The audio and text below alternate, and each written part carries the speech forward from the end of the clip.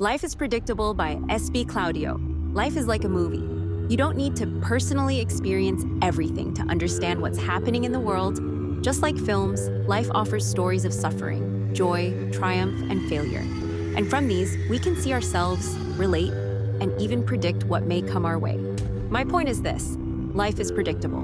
We are never exempted from the struggles and patterns around us. And because of that, we can prepare, mentally, emotionally, and even with a bit of humor, to handle whatever comes next.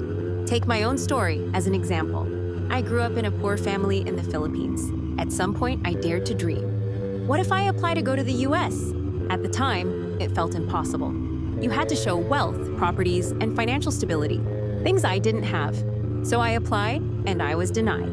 I tried again, denied. Tried again, denied. 5 or 6 times I faced rejection, until miraculously I was finally approved. Then came another challenge, starting life in America.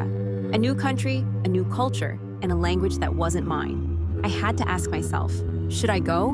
What if I failed? What if I lost my job, got sick, or faced problems I wasn't prepared for? But in life, you have to think deeply and weigh your choices. Yes, there are risks, but there are also opportunities you'll never have if you don't take the step forward. Many of us come to America and find success. We earn more, maybe buy a house, enjoy comforts we never had back home. But with that comfort comes attachment. You work double shifts, take loans, and push yourself just to maintain a lifestyle.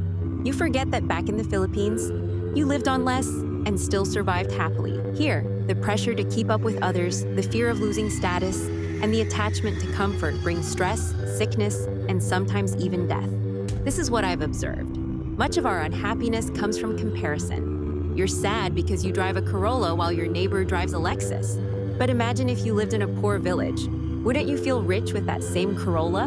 Happiness shifts depending on who you compare yourself to. Even if you became a millionaire, you might still feel small if everyone around you is a billionaire.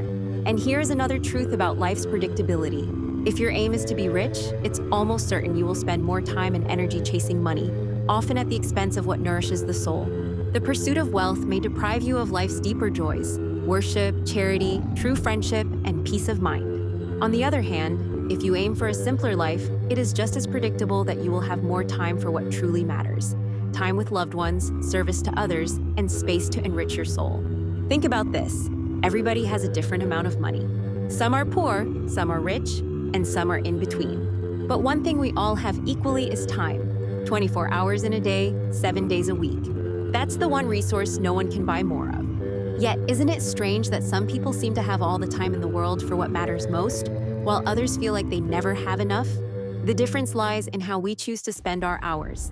When you chase wealth endlessly, your time gets consumed by work, stress, and pressure. But when you choose simplicity, you free up more of your hours to enjoy the things that truly give meaning: building relationships, serving others, deepening your faith, and living fully in the present.